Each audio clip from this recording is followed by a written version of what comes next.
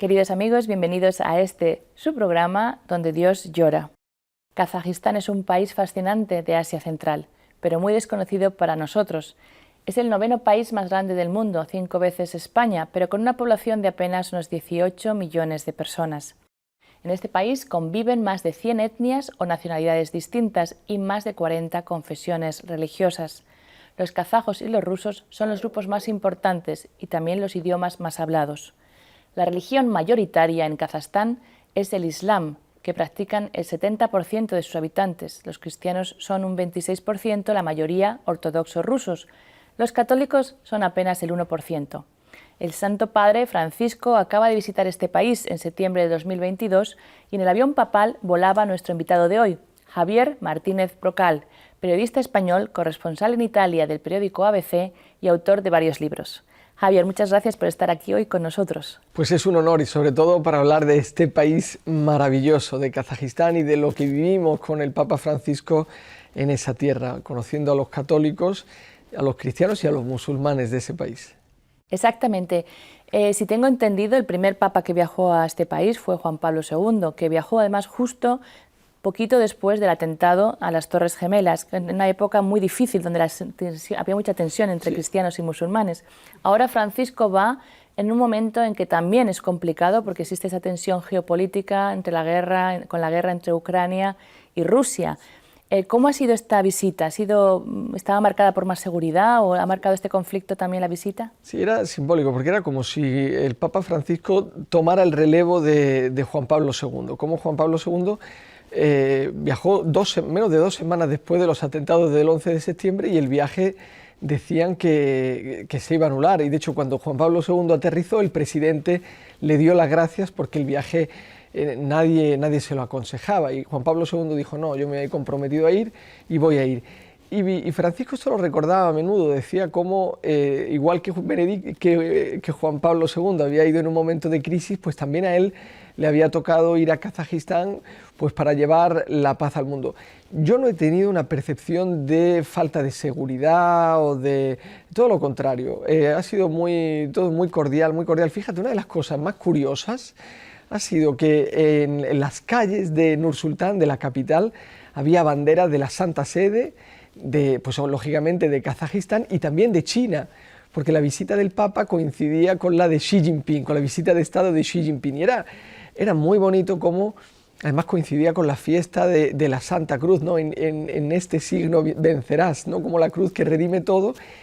Y ver juntas esas banderas, es verdad que al final pues no se pudieron reunir y eso, pero fue también pues una de estas sorpresas de la providencia en un tiempo de crisis en el que el diálogo es tan difícil, ¿no? Esto propició también pues un mensaje muy cordial de China, que dijo, porque el Papa habló en el avión un poco de la posibilidad que le gustaría viajar a China y pues que habían apreciado mucho las palabras del Papa y que querían continuar este diálogo y estas buenas relaciones. O sea, fue muy bonito este regalo de ir a Asia y encontrarse pues un estrechón de mano con el gigante asiático, con China. Que es también vecino de Kazajstán, está entre una frontera enorme con Rusia, ¿verdad? Y la frontera con Rusia es la frontera más grande que existe en el planeta, la frontera entre Kazajistán y Rusia. Y luego tiene también una frontera con China. Es un país, por eso el viaje del Papa ha sido muy importante, sobre todo para los católicos del país, ¿no? Pero también geopolíticamente el Papa cuando hablaba lo escuchaban con un oído en los de Rusia y con otro los de China.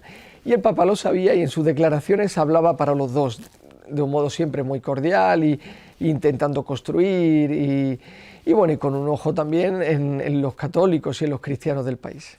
Este viaje ha tenido como 2 facetas muy importantes y luego vamos a hablar de la segunda, que es ese encuentro que hubo con los líderes religiosos, pero el primero quizá es ese encuentro con los católicos, que como hemos dicho es una comunidad muy pequeñita, en un país muy étnico, muy diferente culturalmente y también religiosamente. ¿Cómo ha sido tu percepción de ese país tan variado? Sí, pues es siempre conmovedor, ¿no? Como el Papa va a países en los que los cristianos son el 90%, cuando hemos hecho viajes en América Latina que han sido siempre muy alegres y pues prácticamente me acuerdo en Perú que había, me parece, 3 millones de personas en la misa. Y aquí pues, los católicos son 125.000, que es un 0,8%. Entonces era bonito ver cómo el Papa quiere estar cerca de todo. No va solo a los países donde los católicos son minorías, son mayorías, sino va a abrazar a los católicos donde sea necesario. A mí me impresiona mucho cuando el Papa fue elegido. Su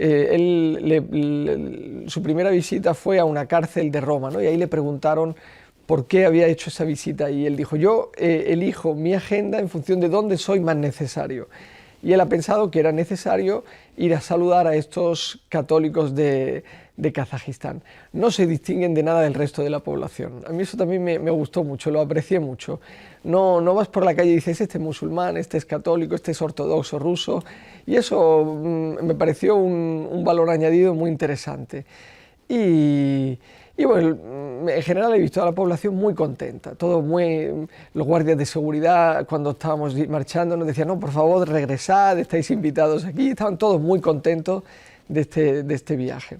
Vamos a hablar un poquito de esa comunidad cristiana, sí, que es muy pequeñita y además tiene una historia de sufrimiento muy grande, sí. porque Kazajistán era un país que obviamente donde había muchos más cristianos ortodoxos y también musulmanes, sí, y los católicos casi no existían, y en realidad mucha de la población católica de hoy viene o tiene sus orígenes en los gulag, en los campos de trabajo que había, en los campos de deportación, primero de los zares y después de la Unión Soviética, sí, en sus épocas más terribles. ¿Esto ha marcado a la Iglesia, sí, en Kazajistán? Sí.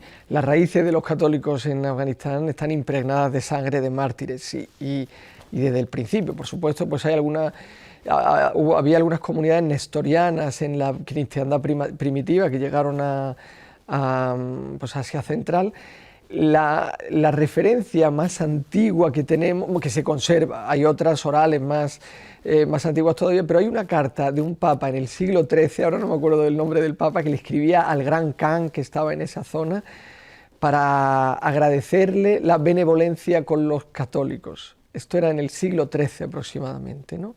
Bueno, pues ya en el 1340 esta benevolencia desapareció y desaparecieron todos los católicos. No hay más constancia de católicos hasta allá, de católicos en esa región. Fíjate que desaparecieron completamente y no vuelven a aparecer hasta que el Imperio ruso, después de las guerras napoleónicas europeas en el siglo XVIII-XIX, regresa para conquistar esas tierras. Y allí intentar cultivarlas, intentar cristianizarlas, y entonces llevan a comunidades cristianas, y ahí es cuando vuelve el cristianismo a estas ciudades, a estos pueblos. Pero más bien ortodoxo. Ortodoxo, porque viene de Rusia, efectivamente. Los católicos llegan con las deportaciones de Stalin y de la Unión Soviética, y son personas que vienen de Alemania, de Polonia, también de Ucrania, que son llevados allí para, lo llamaba Stalin, la campaña de las tierras vírgenes. Desde el avión se veía la estepa, y la tundra es una especie de desierto donde crecen piedras prácticamente, un sitio fascinante, pero seguramente muy duro, muy duro. Y entonces Stalin lo que intentó fue que roturaran la tierra, que zaparan, arreglar las tierras para ver si podían cultivar trigo, cereales, y efectivamente lo consiguieron, pero al costo de sangre, sudor y lágrimas. Y los católicos son descendientes primero de estos y luego también ya de los deportados políticos que se iban a ir. A las puertas de Nur-Sultán, de la capital, hay un gulag dedicado a las mujeres de los prisioneros políticos. Los prisioneros políticos estaban en una zona, sus mujeres y sus hijos en otra. ¿Pudisteis ir a visitarlo? No, por desgracia no. Fue un viaje muy rápido. El Papa había sido invitado a Karaganda para visitarlo, pero el pobre iba con la silla de ruedas, no se podía poner de pie y no lo hacía. Pero ya rezar en ese suelo impregnado por la sangre, las lágrimas, por lo menos, las lágrimas de estos católicos, pues era ya muy emocionante. Y a pesar de estos orígenes tan duros, tan difíciles, tan llenos de sufrimiento, que además creo, que no me equivoco, hay un proceso también de beatificación de alguno de ellos. Sí, efectivamente. Se habló de dos personas que están en proceso de beatificación. El presidente de los obispos de Kazajistán, José Luis Mumbiela, lo mencionó, se lo recordó al Papa y el Papa le respondió: sí, qué bueno que se haya abierto su proceso de beatificación. Exactamente. Pero a pesar de todo este sufrimiento, nos has dicho que la sensación de júbilo, de alegría era enorme. ¿Cómo fue esa misa que celebró con esa familia, con ese rebañito de fieles que hay allí en este país? Pues para mí fue el momento más emocionante del viaje, ¿no? A mí me gusta llegar un poco antes a estas misas para hablar con la gente y me impresionaron muchas cosas, ¿no? Son ideas desordenadas, pero que habían ido católicos, pero habían ido muchos amigos de católicos. Había cristianos no católicos y también había musulmanes. Y para mí el momento más emocionante, bueno, era la comunión, donde se ponían de rodillas, recibían la comunión con una devoción que a mí me daba envidia. Yo decía, si yo tuviera el 0,5% de la fe de estas personas, en vez de tantas palabras, pues tener 0,5% de esta fe ya te basta, ¿no? Y muchos se acercaban, no eran católicos, y pedían al sacerdote una bendición o un gesto de, bueno, pues para entrar en su mentalidad, probablemente querían entrar en esa corriente de gracia que estaban experimentando, ¿no? Entonces la bendición del sacerdote a estos cristianos que no eran católicos o personas que no eran cristianas, pues era también muy emocionante. Ellos la recibían con los brazos abiertos y probablemente esa semilla de esa bendición, pues a ver qué fruto da, ¿no? Pero era emocionante ver a 7.000 personas en una explanada, en una misa, pensando que solo hace 30 años tenían que ir a misa escondidas, que estaba prohibido manifestar la fe en público, ellos tenían que ir a escondidas. Ellos se turnaban entre las familias para esconder un icono de la Virgen del Perpetuo Socorro y se lo pasaban entre ellos. Y ahora la catedral de la catedral de Nur-Sultán, que lleva el nombre del primer nombre que tuvo la capital, Astana, es muy bonito porque es la catedral del Perpetuo Socorro. Cómo la Virgen no les ha abandonado, cómo ese socorro ellos lo han experimentado materialmente, ¿no? Y están allí. Entonces era emocionante ver a estas personas que son descendientes de los que estaban en el Gulag y que custodiaron esta fe en unas circunstancias que eran terribles. Y había ancianos, jóvenes, y era muy emocionante. Una pregunta más, quizá también es para un paréntesis, porque la persecución no era, muchas veces hoy en día cuando hablamos de cristianos y musulmanes nos parece que la persecución viene más bien de un islamismo extremista, de un islam yihadista, pero en este caso la persecución de aquella época a los cristianos fue por parte de la Unión Soviética, del ateísmo, del estalinismo, del comunismo. ¿Los musulmanes también sufrieron en Kazajstán? Sí. El totalitarismo soviético había prohibido cualquier manifestación de religiosidad y de religión. Estaba prohibida la palabra Dios. Y ellos también la sufrieron y custodiaron esa fe de su familia de un modo escondido, ¿no? Sigue sucediendo. Piensa que en China, justo en la frontera, porque en la zona de la frontera, los uigures, las Naciones Unidas recientemente denunciaron en un informe la terrible represión que están sufriendo por creer en Dios. Entonces es una cosa del pasado y es una cosa del presente. Javier, vamos a hacer una pequeña pausa porque querría enseñar un poquito a nuestros espectadores y a nuestros amigos un pequeño vídeo sobre la visita del Papa. ¡Ah, qué bien! Y que venga el Papa, el Obispo de Roma, a un congreso de líderes religiosos que se efectúa aquí en Kazajstán hace ya muchísimos años, podemos decir, es para nosotros un gran honor del reconocimiento que la figura del Santo Padre y por tanto de la Iglesia Católica se tiene en este país. Y no solo en este país para Kazajstán, sino que a través de la presencia del Santo Padre en este congreso, creemos, y yo creo que personalmente que así será y debe ser, es también una presencia de alcance mundial, porque en las circunstancias en las que vivimos, la presencia del Santo Padre en este encuentro de líderes religiosos puede ser una llamada a todo el mundo a construir de un modo más efectivo y diario y concreto una fraternidad que no utilice la religión como arma arrojadiza para dividir, sino que la religión, cualquier religión, si por ser auténtica, digamos así, por ser un camino de búsqueda del Dios único, ha de ser una religión que siempre también la hermandad única. La religión nunca puede ser un criterio de conflicto, sino una solución para apaciguar los corazones divididos. Creo que es un momento muy bonito, por eso en las dificultades del mundo actual, el que el Santo Padre venga a Kazajstán. Somos un país con poca población, quizá olvidado para muchos o desconocido, pero Dios a veces, como el Papa mismo hace, ama las periferias. Y tal vez en lugares ocultos, como era Nazaret, pueden salir grandes soluciones para todos los mundos. Porque esa es nuestra gran ilusión.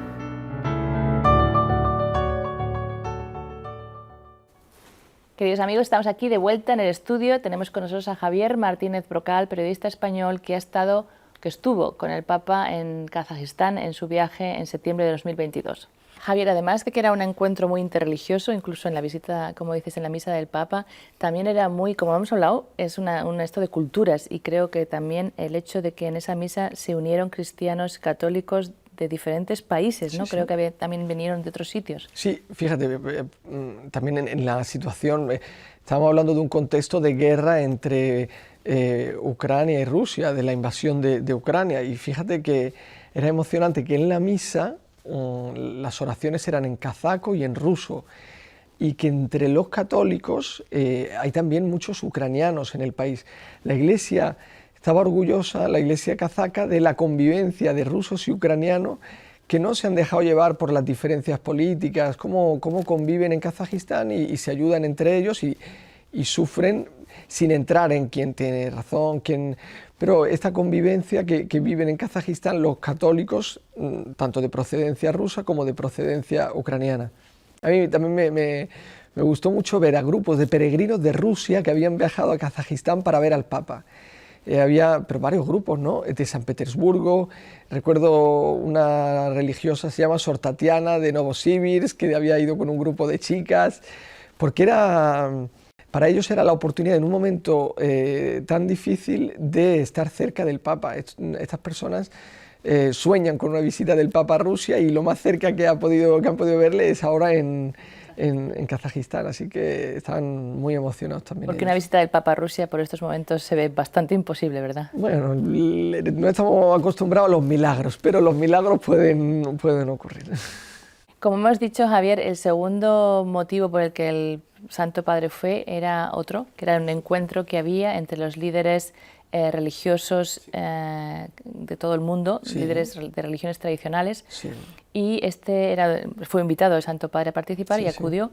Y como hemos dicho, Kazajistán es un ejemplo también de vivir entre diferentes culturas y religiones. ¿Cuál ha sido el mensaje del Santo Padre durante este encuentro? Mira, es que ese es un encuentro muy importante, porque cuando fue Juan Pablo II, llegó el 22 de septiembre, 11 días después de los atentados, y el 23 de septiembre, en la misa que hizo en la capital, no, en Astana, sí, en la plaza de la República, o Plaza de la Independencia, pues el Juan Pablo II pidió que las religiones trabajaran juntas, dialogaran para no ser instrumentalizadas, para mostrar cómo las religiones están a favor de la paz, ¿no? Y quien era entonces el presidente del país dijo, oye, pues esta es una buena idea, y Kazajistán, que es un lugar en el que conviven con tanta serenidad musulmanes y cristianos, pues quizá puede ser un ejemplo de esto, quizá es un país que puede ayudar. Y lanzó estos congresos, el primero fue en el 2003, se inspiró también en un encuentro que hizo Juan Pablo II en Asís de oración y de presencia de líderes de varias religiones, y está funcionando muy bien, siempre lo han apoyado, la Santa Sede siempre ha enviado representantes. Pero es la primera vez que el Santo Padre va. Pero es la primera vez que va el Santo Padre. Y estaba contento porque estaba también retomando las ideas de Juan Pablo II. A mí me gustó mucho el ambiente de serenidad y de fraternidad que había. El Papa puso inmediatamente las cartas, enseñó las cartas. Dijo, mira, no estamos aquí para un falso sincretismo, para decir que, esto no lo dijo, esto lo interpreto yo, falso sincretismo en el sentido de decir, bueno, todas las religiones son iguales, aquí lo importante es que cada uno crea en lo que quiere. Esto el Papa no lo dijo, es importante que no haya un falso sincretismo en el que se mezcla la fe. Estamos aquí para construir fraternidad entre nosotros, para que haya diálogo entre nosotros, porque si no dialogamos quienes creemos en la trascendencia, quienes tenemos una visión abierta a la trascendencia, pues estamos dando mal ejemplo. ¿De cuántos? Porque estamos hablando de líderes tradicionales, claro. A veces no sabemos, nos Sí, acordamos sí, sí. del Islam, del budismo. Sí, no pero son las grandes religiones. Había 100 delegaciones de religiones, pues el Islam sunita, el Islam chiita, había también hinduistas, budistas, de las diferentes escuelas budistas, pues de China, de India, de Tailandia, había también hinduistas, había también pues ortodoxos, había también coptos. Era bonito, el Papa estaba sentado, al lado del Papa estaba el patriarca Teófilo, ahora no me acuerdo del nombre y te pido perdón, pero el patriarca de Jerusalén. Luego estaba el rabino jefe de Jerusalén, a continuación estaba el representante de la Iglesia Ortodoxa rusa, y en el otro lado estaba el líder, el rector de Al-Azhar, que es la Universidad de Egipto, que es el principal representante de los sunitas. Luego a su lado pues estaba un líder copto. Bueno, era muy bonito. Era una mesa redonda en la que... ¿Vosotros también estabais allí? Y nosotros estábamos detrás viéndoles hablar. En su mesa no, pero estábamos delante. Estábamos detrás y podíamos verles. Ha sido de los eventos papales el que hemos tenido más acceso a los participantes. Antes pudimos hablar con los que acompañaban al Papa y con todas estas personas. Yo estuve hablando con un representante de la Liga Árabe. No sé, era muy enriquecedor, muy enriquecedor. Tú sabes, Javier, que hay mucha gente que justo critica un poquito que el Santo Padre sea tan abierto, que claro, le parece a veces que no, como que no da mucho a la dirección, que falta guía, pero tú hablabas de lo importante que es, sin llegar, por supuesto, sin confundir las cosas, sí, pero como que el Papa subraya mucho la importancia del diálogo. Sí. Tú personalmente, después de este viaje, también has visto... ¿Te ha ayudado también a tu manera de ver también a otras religiones? Sí, por supuesto. O sea, miras con más cordialidad a los otros, no entras en el debate de si ellos tienen razón o no, pero aprecias que haya personas que están también buscando valores positivos en su religión, como creer en un Dios distinto del tuyo, a ellos les ayuda a hablar contigo. Y eso me parece muy positivo. Benedicto XVI hablaba de estas raíces del Evangelio que a veces todos tenemos en el corazón y que, bueno, pues que en cada terreno van fructificando de un modo. Hace falta paciencia, no hay que tener prisa y tirar de la planta porque la puede romper, pero seguramente mi impresión es que en el cielo estaban contentos con esa relación. De hecho, el Papa en sus discursos, tuvo dos, no habló de cuestiones morales o teológicas, o sea, no hablo de las diferencias, sino de la importancia de cuál es el papel de los líderes religiosos en este momento. O sea, ¿cuál sería el mensaje, cómo se dice? Sí, las claves, ¿no? Sí, ¿cuál sería el resumen de esa importancia? Pues el Papa les dijo que en este momento los líderes religiosos tienen que ayudar a construir puentes. Construir puentes significa no apoyar a guerras, cuando hay un conflicto intentar crear paz. Pues es un poco, hago un discurso paralelo, ¿cuál es el papel de los ancianos en la familia? Pues poner paz entre la suegra, entre la nuera, las hermanas, las no sé qué. Pues los líderes religiosos no pueden entrar a las guerras internas, tienen que ayudar a buscar soluciones, tienen que estar cerca de todo. Y eso yo creo que lo consiguió. Y también les dijo cómo todos creemos en el creador de la vida y por lo tanto tenemos que proteger la vida en todos los momentos, ¿no? Ayudar a los ancianos, ayudar al no nacido. El Papa habló de la importancia de proteger la vida del no nacido ante líderes de todas las religiones, la importancia de cuidar pues, a los desvalidos, a los pobres. Yo creo que son valores que son comunes a todas las religiones y que han ayudado a los otros líderes religiosos también a moderar a las facciones más extremistas de sus familias. Tener el apoyo del Vaticano, tener la cercanía del Vaticano a los grupos religiosos que dependen, a veces están... Pues a veces hay facciones musulmanas o facciones budistas o facciones hinduistas o también cristianas que pueden caer en pequeños o grandes fundamentalismos o pequeños o grandes extremismos. El hecho de tener el apoyo del Papa da peso a las visiones moderadas en el sentido de respetuosas de la dignidad de cada persona. Yo creo que eso va a ser un beneficio de todos. ¿Y tú piensas que, porque siendo que estaba también con otros líderes que también tienen un cargo muy importante en su propia familia, su propia religión, ¿tú piensas que le escuchaban al Santo Padre? O sea, ¿piensas que ellos también se sentían...? Claro. Fíjate que cuando el Papa llegó, entró en el gran salón, hubo un tímido aplauso, porque había que ser también elegantes, no puedes aplaudir al Papa, no puedes dar impresión, claro. Efectivamente. Entonces hubo un tímido aplauso y se pusieron de pie pues 3/4, ¿no? Por ejemplo, el representante del Patriarca Ortodoxo de Moscú se puso de pie en señal de respeto, y el líder de los musulmanes sunitas, el principal referente de los musulmanes sunitas, el rector de la Universidad Al-Azhar, se levantó para saludar al Papa y el Papa le abrazó, le dio un beso. Fue muy, muy emocionante. Se nos está acabando el tiempo, pero creo que nos daría para mucho. Quizá vamos a acabar, como hemos hecho un viaje muy rápido, pero ¿cómo fue quizá a la vuelta? También estabas volando en el avión papal. ¿Cuál fue quizá el último mensaje que os dio Santo Padre antes de regresar a Roma? Pues el Papa estaba muy contento, se le veía también muy cansado, se le veía agotado, y nos dio muchísimos mensajes, fue una rueda de prensa enorme. Pero fíjate, yo ya con el tiempo, porque habló de muchas cuestiones que eran en ese momento de actualidad, pero habló de una cuestión de fe muy bonita, que era el papel de los... claro, un periodista le preguntó, oiga, hay mucha gente que no está yendo a misa, que se está perdiendo, que no va a misa.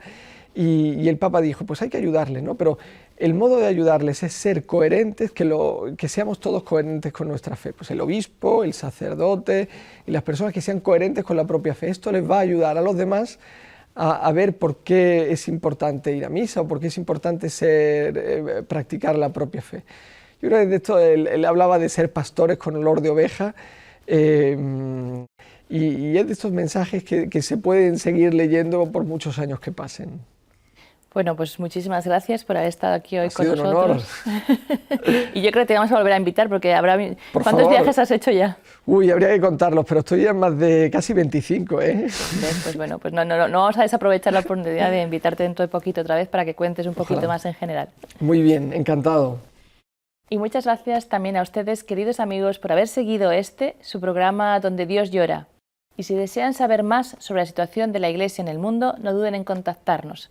Muchas gracias, que Dios les bendiga y hasta la próxima semana.